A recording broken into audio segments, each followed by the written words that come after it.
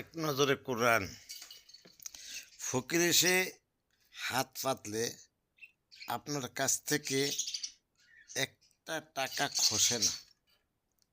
এই সূরার ৬৭ আয়াত আল্লাহ তার প্রিয় বান্দাদের গুণাবলী আলোচনা করতে গিয়ে বলেন, পরম করুণাময়ের প্রকৃত গোলাম তো তারা যারা খরচ করার সময় অপচয় করে না, কৃপণতাও করে না, বরং এই দুঃসময়ের মাঝখানে ভারসাম্যপূর্ণ পথ অনুসরণ করে।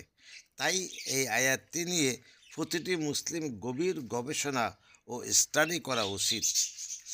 আহমদ আল মুসনাদ ৬৬৫৯, নাসাই ২৫৫৯। রিফ্লেকশন, তাদাব্বুর। কোরআন বিরোধীর আচরণ তুলে ধরতে গিয়ে এই সূরার ৪৪ নং আয়াতে আল্লাহ বলেন, নাকি তোমার মনে হয় তাদের অধিকাংশ সত্যের ডাক শোনে কিংবা বিবেক কাজে লাগায়?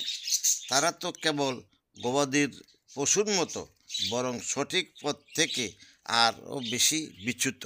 অর্থাৎ যারা সত্যের ডাক শোনে না, কোরআন থেকে মুখ ফিরিয়ে রাখে, তাদের আচরণ পশুর চেয়েও নিকৃষ্ট।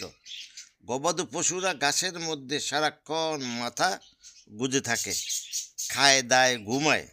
তাদেরকে ঘাস খাওয়াতে নেওয়া হচ্ছে নাকি কসাইয়ের হাতে তুলে নিতে নেওয়া হচ্ছে, এসব নিয়ে তাদের কোনো মাথা ব্যথা নেই।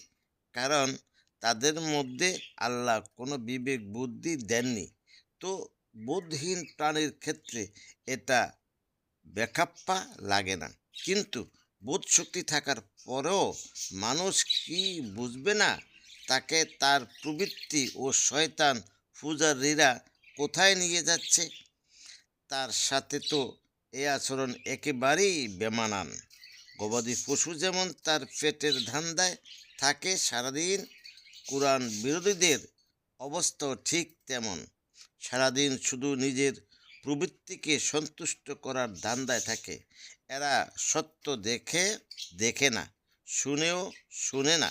এরা এদের মনকে ইধা এর আসনে বসিয়ে নিয়েছে। আমাদেরকেও এখন থেকে ভীষণ সাবধানী হতে হবে। শুধুমাত্র মনের তৃপ্তি যোগানোই যেন আমাদের জীবনের একমাত্র ধ্যান জ্ঞান না হয়, বরং আল্লাহর আদেশ সামনে এসে পড়লে আমরা যেন তা পালন করতে কুণ্ঠাবোধ না করি। আমরা যেন ওসব